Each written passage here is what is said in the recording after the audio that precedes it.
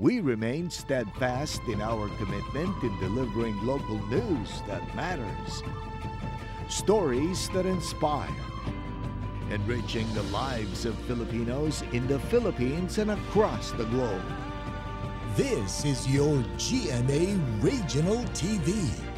Buong puso para sa Pilipino. Mga balitang angay at angan sa One Mindanao. 47 kasakay sa bangka nga natikyaob sa Zamboanga City naluwas. Apan unom ka bulan nga batang lalaki padayong gipangita. Mga residente sa napulo ka barangay sa Cagayan de Oro City, problema ang walay agas sa tubig mainom sulod na sa 3 ka adlaw. Rason sa COWD, gina-repair daw ang ilang mga linya. Barangay Council sa Bago Shiro, Davao City, nagpahinumdum nga not for sale ang yuta nga sakop sa Davao Regional Government Center. Og makisadya kita sa 26th founding anniversary sa Samal Island.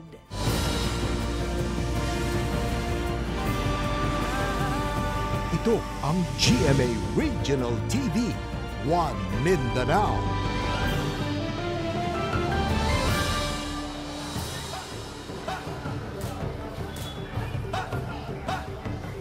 Mayong hapon Mindanao, kini ang GMA Regional TV One Mindanao.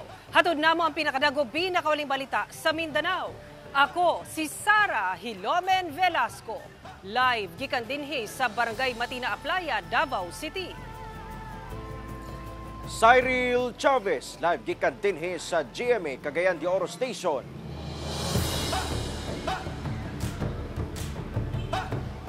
Kapin 400 ka magbanay ang apektado tungod sa pagbaha sa Malita, Davao Occidental. Samtang nasa 12 ka panimalay ang nadanyos tungod sa pagbaha. Ani ang report ni Argil Relator. Sa video nga kuha sa usa ka residente, makitang gianod na sa naghagoros nga tubig baha ang usa ka balay. Sa kataas sa baha, atop na lang sa balay ang makita. Kuha kini alas 6 Biyernes sa buntag sa Barangay Poblasyon sa lungsod sa Malita, Davao Occidental.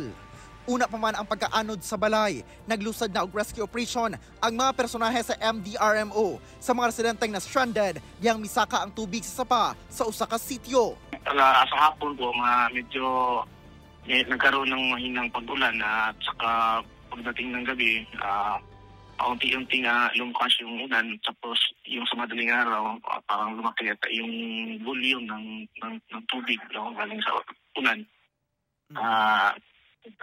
Yun yung dahilan ng pagpaparapan ng mga tubig po sa sapa. Sumala sa MDRMO Malita, 12 ka mga balay ang totally damaged, lakip ang 4 ka mga balay nga gianod sa baha.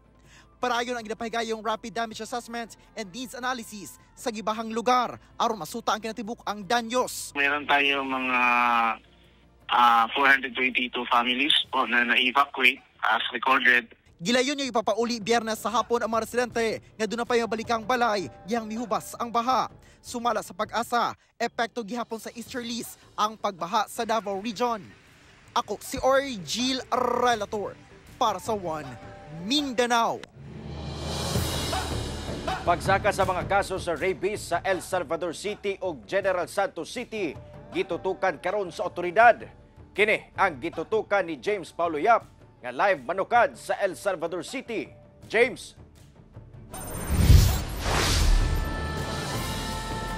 Cyril, nimbag ulang duha ka mga bata ang patay tungod sa rabies dinhi sa El Salvador City. Samtang gikaalarma karon sa mga otoridad ang kapin 800 ka mga animal bite cases nga natala sa General Santos City. Ani ang report. Gikaalarma karon sa El Salvador City Veterinarian Office ang paspas nga pagsaka sa kaso sa mga rabies sa syudad.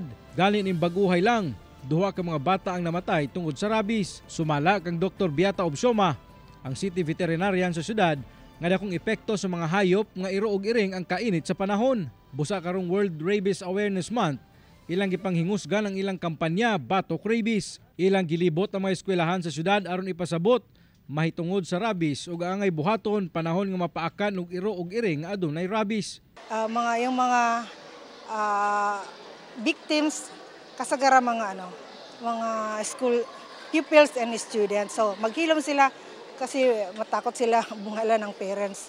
we did focus sa lectures but more on videos kasi nagre-respond ang mga bata sa film showing. Sa tuig 2022, miabot kuno og 43 ka mga positive rabies cases ang natala sa ilang syudad ug pag-abot sa tuig 2023, may saka pa kini og 57%.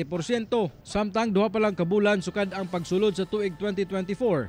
Aduna nay upat ka mga positibong rabies cases ang El Salvador City. Busa giahwag karon sa LGU ang mga pet owners sa syudad nga pabakunahan ang ilang mga alagang iro ug iring. Akala nila mapaakan, gamay, okay na. So, ayun. Pero after 3 months, we have a incident case last January. So, napaakan noong November, namatay January after 3 months. Because of rabies. Samtang sa General Santos City, nakatala ang City Veterinarian's Office sa 26 ka mga barangay sa Jensan ug anaa namatod pa sa 823 animal bite cases sukad Enero hangtod Pebrero karong tuiga. Ang Barangay Labangal ang nag-una sa adunay pinakataas nga animal bite cases sa syudad.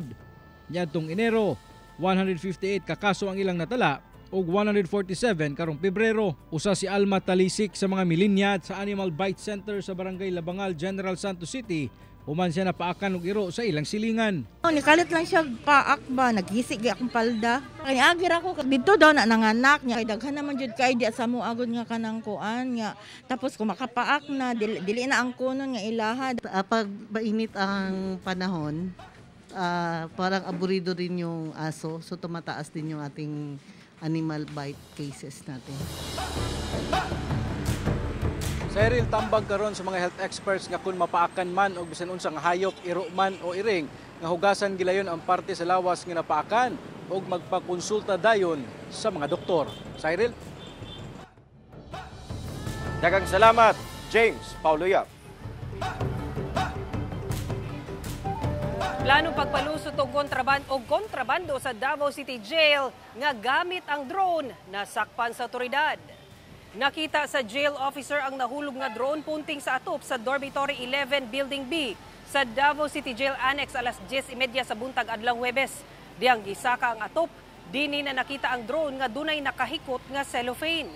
Dihang girikisa atubangan sa miresponding kapulisan, nasayran nga 3B o tabako nga nagkantidad og 50,000 pesos ang unod sa maong cellophane. Parain pa nga ginasuta ang nagpalupad sa drone ug alang kang kinsa kini sulod sa jail facility.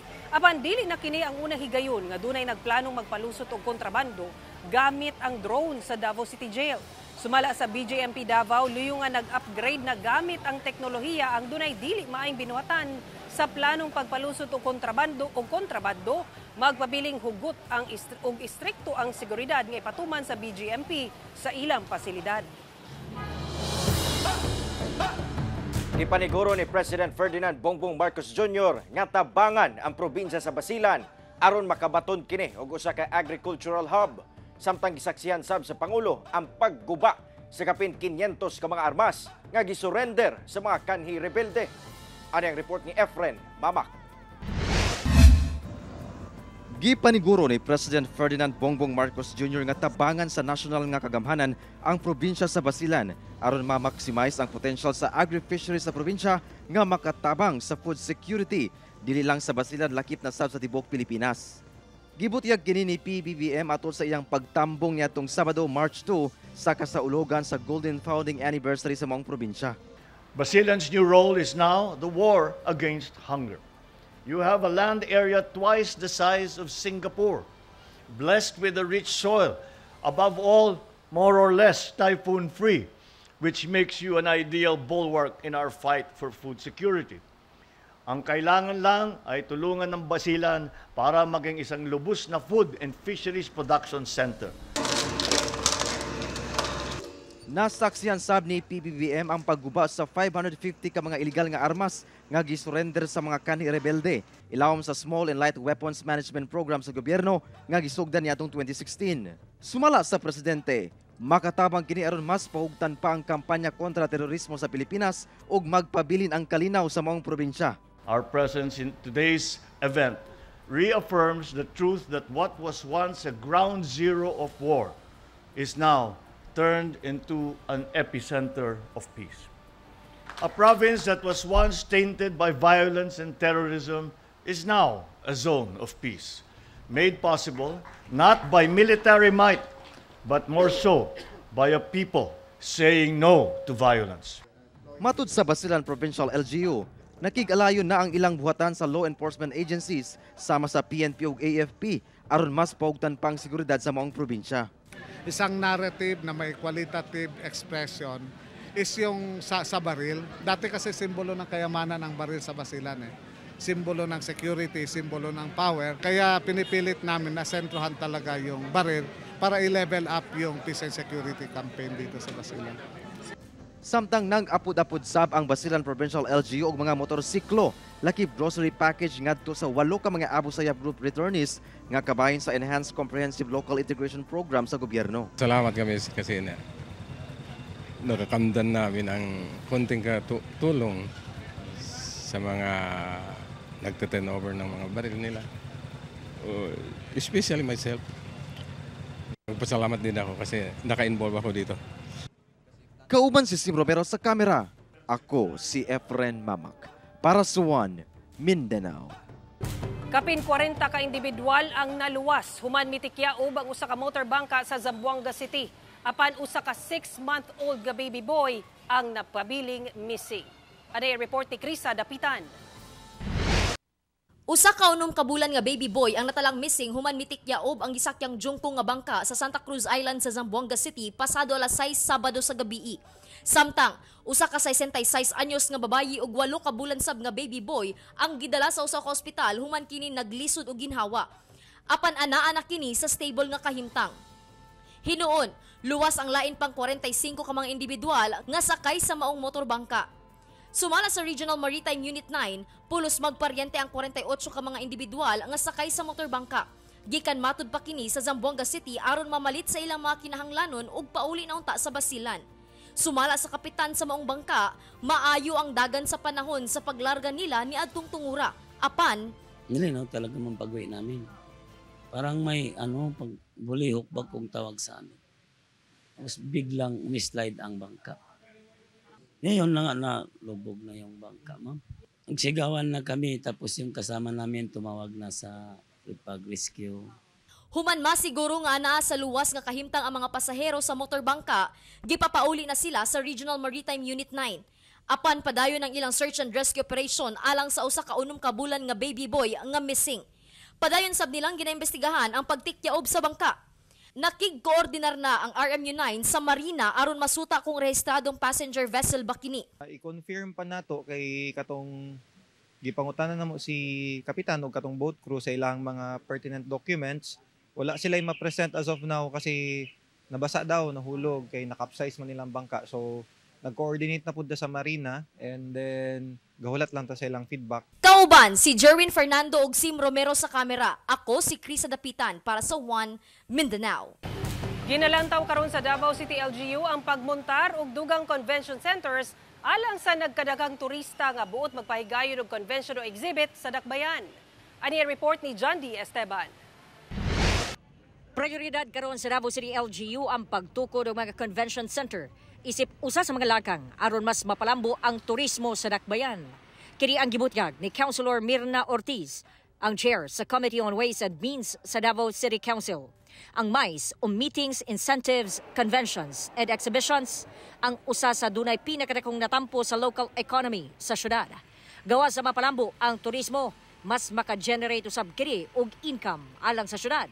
We all know very well na karon kulang-kulang na ang ato ang convention center. Although maraming tao wanted to visit Davao City to hold conventions because of that MICECON ordinance, but wala man gihapon tay mabutangan. Usa sa mga ginalantaw mo Kingdom, kundiin maka-accommodate og kapin 75,000 ka tao.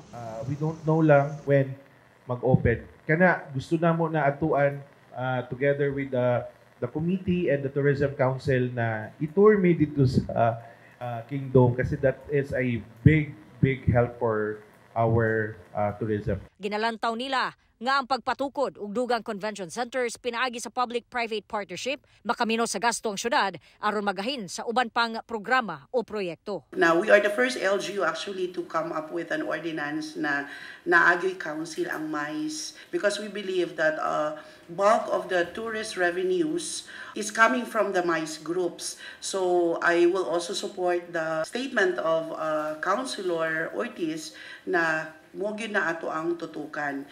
Kauban, si Jojo Solarte sa kamera, ako si John D. Esteban para sa One Mindanao.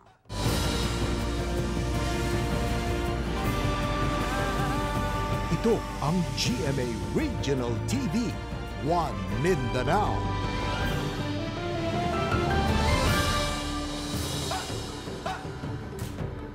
Nagpahibagno ang Barangay Council sa Bago Osiro, Davao City nga bawal ang pagbaligya o pagpalit o propriedad nga sakop sa Davao Regional Government Center. Ang mga residente nakatukod daw og istruktura, mihangyo og saktong kompensasyon o galing papahawao na. Ano ang report ni Argel, relator. 52 ka-government agencies ang nakatakdang magtukod sa ilang regional offices sa halapad nga lunang gitagana sa Barangay Bago Osiro, Davao City. Sa karon, dunay upat ka ahensya ang parayong nagatukod sa ilang office building. Busa ang Barangay Council, subli nagpahimangno sa publiko nga ang luna nga nahisakop sa Davao Regional Government Center kay not for sale og nakareserba ang luna aron magamit sa mga ahensya sa gobyerno alang sa ilang opisina ubos sa Presidential Proclamation number 1354 niadtong 2022. Apan ang problema kay una pa man napirmahan ang maong proklamasyon. Dunay mga istruktura nga nakatukod sa luna ang ipanag-iyahan sa gobyerno nga gidumala sa Bureau of Plant Industry kon BPI. Government reservation yun siya wala pa na proclaim as Regional Government Center administered by the Bureau of Plant Industry. So naalay mga settlers nga nagtry nga mangayo or mag-apply sa Board of Liquidators aron ma-award sa ilaha ang yuta. So sad to say, wala nila na process o karon na absent sa proyekto sa gobyerno. Ang residenteng si Maria Regina nga minilyon na matud pa ang gi-invest sa pagpalit sa yuta ug pagpatukod og balay. Na problema gayud kuno ug galing papahawaon na sila. Nga dudi man pud ko dihado ba nga kanang masugot man pud ko dili man ko ingon nga makig-away basta kay anan lang gud ni og tarong pod nga kantidad sa amo bayad sa amo balay. Ang silingang sininita dawat na kuno kay nasayod nga sa gobyerno gayod ang yutang igatukuran sa ilang balay. Apan kung pwede paulian lang ang gasto. Pwede pod kung dili na lang mo kuan sa kuan ba kanang ihatag nga kuan magpabayad na lang. Sa pagpasulod sa kalambuan, aduna gayud kunoy maapektuhan sa kabahin sa Barangay Bago Osiro sa pagdeklara sa 350 hectares kaluna isip Davao Regional Government Center. Ana sa kapinton kulang 2,000 ka mga residente ang apektado. Buta nga ginaasikaso karon sa barangay inabangan sa mga ahensya sa gobyerno aron nga samtang mapahiluna ang pagpatukod o government buildings, mapahiluna sa matud pa ang mahatagan og relokasyon ang mga apektadong residente. Dunay hangyo ang barangay sa LGU Davao ug sa gimugnang Local Interagency Committee. Actually taas o qualification kanang gitawag nga udhalok from 1992 nga mga residents mao lang na ang mo-qualify sa especially relocation. Mga katong mga wala gyud balay maka-avail og relocation. Mao lang na among ginahangyo. Kauban si Metro Awing sa kamera. Ako si Argel, relator para sa One Mindanao. Usa ka lalaking giingong lango sa ilimnong makahubog, arestado. Human giluba ang usa ka kabayo sa Matanao, Davao del Sur. Nakuhaan sab ang sospek og illegal nga droga. Samtang duha ka lalaki sa Zamboanga City nakuhaan og kapin 13 million pesos sa giingong shabu. Ano ang report ni Argel, relator. Sa investigasyon sa Matanao Police, lango sa ilim nung makahubog ang 27 anyos nga lalaking sospek og nasumbagan sa iyang kainom sa barangay Dongan Pekong, Matanao, Davao del Sur, Sabado sa gabi. Apan sumala pa dihang pauli sa iyang kapungot ang naagiang kabayo matud pa ang gipahimungtan og dunggab niini hangtod sa namatay kini. Malampusong nadakpan ang sospek apan dihang pagrekisa gawa sa kutsilyong gigamit sa pagdunggab nakuhaan sab kini og sachet sa gituhang shabu. Kasong pagsupak sa Animal Welfare Act o Dangerous Drugs Act ang atubangon sa sospek nga walay pahayag. Sa Zamboanga City, sikop ang 26 anyos o 27 anyos ng mga lalaki sa drug buy bust operation sa PDEA 9 sa usa ka kan-anan Sabado sa gabi. Ang mga dinakpan nga wala nagipanganlan sa otoridad, pulos residente sa barangay Tulungatong sa maong syudad. Nakuha gikan kanila ang 2 kilo sa gituwang shabu nga gibanabana ang mo kantidad sa 13.6 million pesos, usa ka motor ug budal money. Gikustodiya na sa PDEA 9 ang mga dinakpan ug mag-atubang og kasong paglapas sa Republic Act 9165 kon Comprehensive Dangerous Drugs Act. Ako si Orgil Relator para sa One Mindanao. Pipila ka adlaw na nga nasinati ang naglagiti nga init nga panahon sa Cotabato City. Gani kagahapong adlaw, 42 degrees Celsius ang nabati nga kainit sa maong syudad. March 3, alas 3 sa hapon, iabot sa 42 degrees Celsius ang heat index o ang kainit sa panahon nga mabati sa tao nga natala sa Cotabato City. Sumala sa pag-asa ang mga kainit sa panahon na lakip sa danger category kung asa dunay posibilidad nga makasinati og heat cramps, heat exhaustion ug heat stroke o galing dunay direktang exposure sa kainit sa adlaw. Alauna sa hapon karong adlawng Lunes anaa sa 40 degrees Celsius ang heat index sa syudad. Base sa heat index forecast sa pag-asa, posible matud pang muabot sa 44 degrees Celsius ang heat index ugma March 5. Paymang sa otoridad, kanunay mo inom og tubig aron hydrated ang lawas ug likayan sab ang dugay nga exposure sa kainit sa adlaw. Mga kapuso, gisugdan na karong adlaw ang pagsaulog sa 26th founding anniversary sa Samal Island. Atong sayron mga katikaran didto karon, live kauban si Kent Abrigana. Mano ka dinha sa Samal Island, Kent?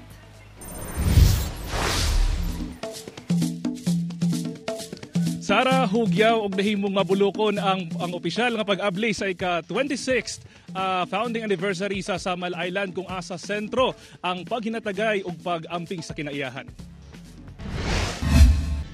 Basta white sand beaches sa Davao Region ang pagahisgutan. Dili gayud mawala sa listahan ang Samal Island. Giila isip largest resort city sa nasud. Usa kini ka fourth component city sa Davao del Norte nga dunay kapin kun kulang 116,000 ka populasyon sa mga Samalenyo. Ug alang kanila, proud Samalenyo sila. Of course, we are very much welcoming na pagkatao. Naanad na lang mi nga as a Samalenyo nga napalibutan mi og mga gwapo kayo og mga crystal clear nga beaches. Kahiusa mi unya sa pagpaningkamot pod. Nagkahiusa mi tanan. Isa sa mga buutan, mga higugmaon.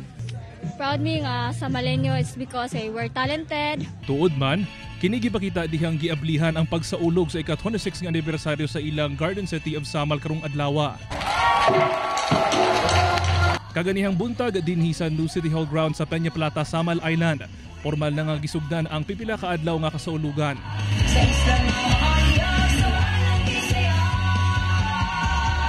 Usa ka mabulukon og energetic nga performance ang gibida sa mga Samalenyo.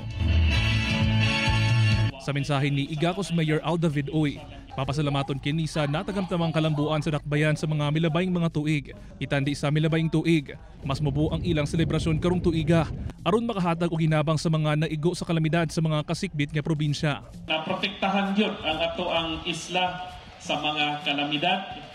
Maunang of course sa pasalamat nato nagrasyahan ta.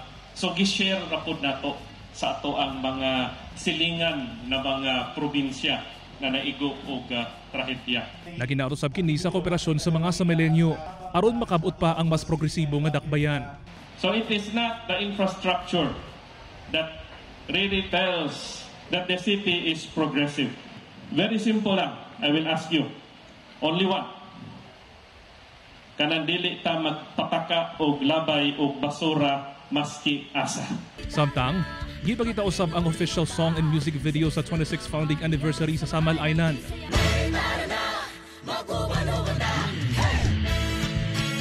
Nagpaygayon sab og groundbreaking activity alang sa Legislative Building. Og niadtong Sabado ug Domingo, nagpaygayon sab og firefighting combat challenge, hook inline fishing competition, chess tournament ug dog and cat fun match. Kung asa mirampa ang nagkalain-laing fur babies suot ang ilang cute costumes. Apan una ang mga kasadya, usa ka misa ang gipaygayon nga gipangunahan ni Davao Archbishop Romulo Valles. We need God to make us more strong, less mga self-interest, so that we work together for each other, for the city. Sara, ubay-ubay pa ka mga aktibidad ang angay atangan sa atong mga Samaleños o mga turista hangtod sa March 7. Gani susama sa giingon ni Mayor Oy, mamahimong responsable og dili ilabay bisan asa ang inyong basura. Sara. Okay, daghang salamat Kent Abrigana og happy araw ng Samal sa atong mga kapusong Samaleño.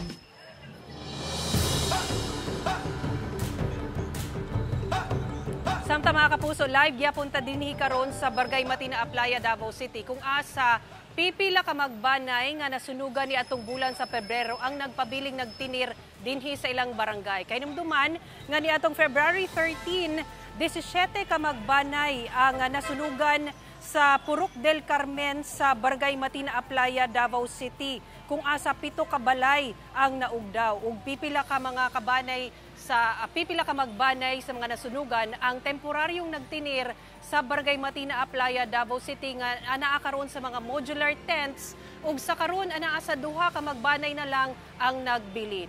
Ug karon mga kapuso, makauban nato ang kapitan sa Barangay Matina Aplaya, Davao City nga si Kapitan Nestor Sirunay aron hatagan kita og update kalabot sa maong assistance nga gihatag sa barangay alang sa mga nasunugan. Maayong hapon, Kap, and welcome sa One Mindanao. Maayong hapon, ma'am. So, Kap, 2 ka pamilya na lang ang nabilin dinhi karon nga nagtinir sa atong modular tents. Kumusta ang atong assistance nga ginahatag kanila? Ubay-ubay na ginadawat na mga assistant gikan sa ato ang office sa Vice President, sa office atong Vice Mayor o sa opisina sa ato ang Mayor Basti Duterte o sa atong Congressman Paulo Duterte o dagan pang mga ahensya sa gobyerno nga nitabang sa ila. So kaning 2 ka magbanay nato, Kap, hangtod kanos sila diri ug unsa ilang ginahulat una sila makauli na pod kung asa sila mopadulong pagkahuman ini? Nagulatan na sila tong financial assistance nga hihatag sa atong city government. Pag human ana muhawa na gyud sila diano kay almost na pod hapit na 1 month pod sila diano kay ginagamit po nato ang atong covered court sa mga aktibidad. So karon, Kap, katong mga nasunugan kani adto nahatagan na pud to sila assistance, no? Nga wala pa. Natagaan na sila mga food assistance, mga kitchen utensil ug unsa pa mga tabang nga gihatag sa ato ang gobyerno. Ang gihulat na nila ang katong financial assistance. So Kap, karong Fire Prevention Month, mensahe na lang nato sa atong mga lumulupyo ug syempre sa tibuok mga Dabawenyo nga malikay sa sunog. Pahinomdom na nila nga likayan ginato atong labi na magkuhanda sa itong mga appliances. Kung biyaan na to, dapat atog yung kuhaon sa saksakanan tong wire no aron walay mahitabo nga sunog. Magbantay po tano sa itong mga bata nga din ato padula aron mga pusporo o andam ta no. Wado na yung mga anang kalamidad o alikayan ginato taag ang sunog. Okay, dagan kaayong salamat Kap Nestor Sirunay o hinaot nga wa nagyoy may tabong sunog sa musunod nga adlaw. Dagan kaayong salamat, Kap. Mobalik pa ang One Mindanao, mga kapuso.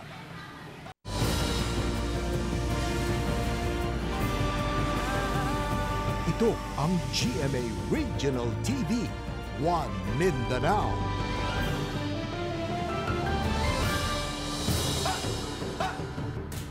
Patay ang usa ka 55 anyos nga lalaki human gipusil sa wala pa mailhing riding in tandem suspects sa Iligan City. Samtang usa ka senior citizen gipusil patay sa usa ka barangay hall sa Pagadian City. Ani ang report ni Krisa Dapitan. Patay ang biktimang giilang si Erlito Labasano human gipusil sa Purok Bautista, Barangay Tubod, Iligan City pasado alas 7 sa gabi adlawng Biyernes. Ang biktima, usa ka mekaniko ug residente sa maong barangay. Sa inisyal nga investigasyon sa Iligan City Police Station 4, sakay sa iyang motorsiklo ang biktima ug pauli na unta sa ilang balay. Apan, kalit matod pa kining gitaparan sa riding in tandem suspects ug gipaarakan. Nakahiagom kini og samad pinusilan sa ulo ug sa nagkadayang parte sa lawas hinungdan sa iyang hinanaling kamatayon. Narecover sa crime scene ang 7 ka basyo sa bala ug 1 ka buhing bala sa kalibre 45 ug 9mm. Blanco pa ang kapulisan sa motibo sa pagpamusil. Padayon ang investigasyon sa kapulisan sa insidente. Sa Pagadian City, patay ang usa ka 62 anyos nga lalaki human kini gipusil sa ulo sa barangay Bugo, Pagadian City pasado alas 3 sa hapon adlawng Biyernes. Gila ang biktima nga si Leonardo Salindo Jr. nga residente sa maong barangay. Sumala sa Pagadian City Police Station, mitambong ang biktima sa blessing ceremony sa barangay hall sa Bugo human kini gi-renovate. Nakig-inom sab kini sa mga kaubanan nga mitambong sa maong seremonya. Apan samtang naglingkod, kalit kining giduol sa sospek nga si alias Ronilo. Dayon gipusil sa ulo gamit ang usa ka kalibre 45 nga pistol. Gilayong nadakpan sa kapulisan ang sospek nga residente rasab sa maong barangay. Sumala sa sospek, kaila sila sa biktima ug dugay na silang dunay personal nga bangi. Matangkuan ang ito sa kanang bangi kan. Dunay personal nga bangi? Sa una pa. Sumala sa kapulisan, ang sospek bagong gawas sa prisuhan niadtong milabang tuig. Na priso matud pa kini human gipatay ang kaugalingong igsuon. Gikustodiya na karon sa kapulisan ng sospek ug pasakahan kini og kasong murder. Ako si Chris Dapitan para sa One Mindanao. Nagsugod na ang pag-install og mga tent nga mo'y balhinan sa mga apektadong residente sa landslide sa Barangay Masara sa Maco, Davao de Oro. Samtang Mines and Geosciences Bureau, padayon pa ang geohazard assessment aron masiguro nga luwas ang mga lugar nga permanenteng kabalhinan sa mga apektadong residente. Ani ang report ni Argel, relator. Gisugda na og tukod ang tent city sa Barangay Elizalde, Maco, Davao de Oro alang sa mga residente sa Zone 1 Barangay Masara nga dili na makabalik silang kanhing Pinoy-anan human ang nahitabong pagdahili niadtong February 6 sa gabii. Ana-ana sa 67 ka tent gikan sa Philippine Red Cross ang namuntar na nga mao'y temporaryong kapuy-an sa mga apektadong pamilya. Kapin gatos ka tents ang nakatakdang ipangmuntar. Samtang mihangyo ang Maco LGU sa DepEd Davao de Oro Division nga lugwayan ang pagtiner sa evacuees sa mga eskwelahan. Minghangyo na punta nga another 15 days up to March 15. Up to March 15 wala tagabalo kung hantod kanos sila while naga-prepare ta sa ato ang temporary tents city shelter. Then pag-abot sa shelter, hantod kanos na punta kutob diha. Miuyon ang DepEd apan kinahanglang mapangitaan o pamaagi nga dili maundang ang pagtuon sa mga estudyante. Palayon sab ang technical assistance sa Mines and Geosciences Bureau alang sa relocation assessment. Hinoon, dili pa matumbok sa ahensya kung kanus ang matapos ang ilang assessment tungod sa ginasunod nga kriteria aron madeklara kung luwas ba o dili ang usa ka lugar. So ayaw naman natin na na-relocate, tas may issue pa rin doon. So we are still coordinating and helping the LGUs to do the assessment for the geohazard. Sa pag-deactivate na sa Task Group Masara, mipasalig ang kasundaluhan nga mutabang gihapon sila sa uban pang panginahanglanon. We have an engineering battalion who can help us in the maybe construction of evacuation centers or relocation sites. Apan dunay gihapon hagit alang sa management of the dead and missing persons ang gimugna sa DILG. On those unidentified body parts, kamot, tiil, we are waiting for the NBI's result sa DNA, and murag kuan gid siya gob. Kinahanglan kong kwarta kay isa ka tao 60,000 man, and there are 8. Sumala pa, ana sa 48 million pesos ang nadawat nga monetary donation sa probinsya alang unta sa mga lakang sa pagbangon sa mga apektadong residente.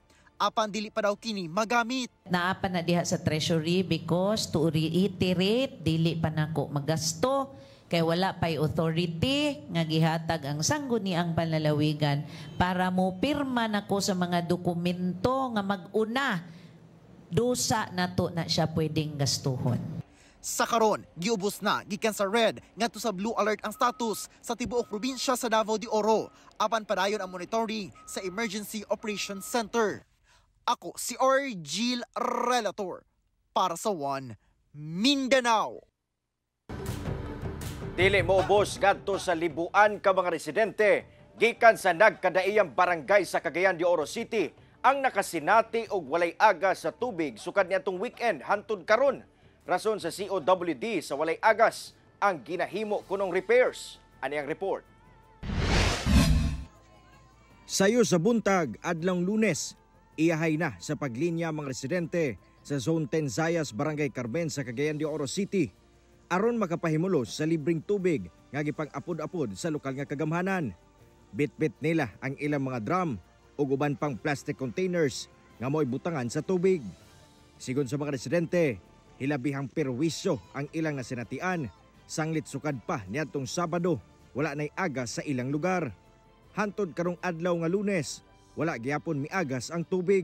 Lisod kayo, mas maayo tong walay kuryente. Ang tubig ang pinaka-importante kay ang cake, daghan na kayo sa banyo.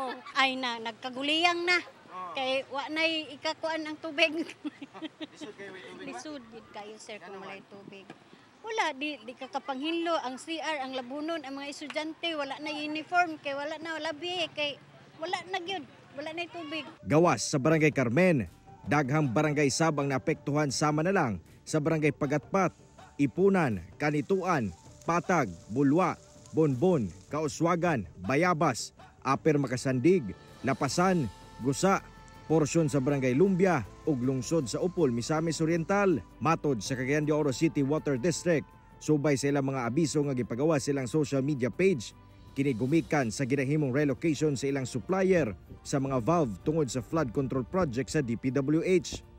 Nagdugang pa kini og abiso nga ma-extend ang oras nga walay agas tungod sa kalisdanan nga nasinati sa mga ginahimong repairs. Tungod sa taas nga panahon nga wala gyud mibalik ang agas, gisugda na sa CDO City LGU o COWD ang pagpang-apod-apod og tubig gamit ang ilang water tankers. Gisuwayan sa GMA Regional TV 1 Mindanao nga makuha ang payag sa COWD sa mong panghitabo apan wala pa sila nagpa-interview. Ang insidente gikadismaya ni Cagayan de Oro City Mayor Rolando Uy. Matod niya, wala kuno nagpahibalo ang COWD ngadto kaniya nga major operation ang himuon nga makaapekto sa daghang residente sa syudad. Tungod niini, nagbugna og technical working group ang LGU aron makakab-ot og solusyon sa problema sa tubig sa syudad. Kung unsay makab-ot sa atong gihimo sa executive order o sa technical working group, ang anong dili aron masulbad ning maong panubig. Kay kung tan-awon pud usab sa maong kontrata nga disadvantage o makadaot o walay tabang sa mga katawhan nga maoy ang katawhan nga maapektuhan sa maong kontrata, akong ikansilan.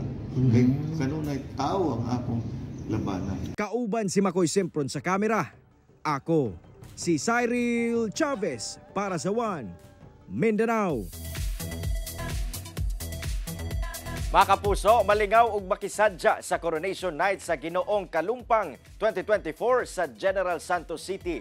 Watch out kay ang kapuso heartthrobs nga si Christopher Martin nga ka sa Makiling og si E.A. Guzman nga ka sa bag-ong GMA Afternoon Prime nga Lilet Matias, Attorney Atlo ang ato makauban sa Coronation Night sa Ginoong Kalumpang 2024. Ipahigayon kara sa Kalumpang Gymnasium, Kalumpang, General Santos City ug mga adlaw, March 5, 7 p.m. See you there, mga kapuso! Makat to ang mga ulahing balita sa Mindanao karong adlaw. Mamahimo ninyo kining makita pag-usab pinagi sa pagbisita sa official website sa GMA Regional TV o bisita ang among official YouTube channel o i-click ang subscribe button para sa pinakaulahing balita. Daghang salamat sa itong mga kapuso sa Mindanao nga nagalantaw kanamog sa itong mga kapuso abroad. Para ilan sa pagtutok sa mga lokal nga balita matag adlaw tungod sa GMA Regional TV, Local News Matters. Kami ang GMA Regional TV 1 Mindanao.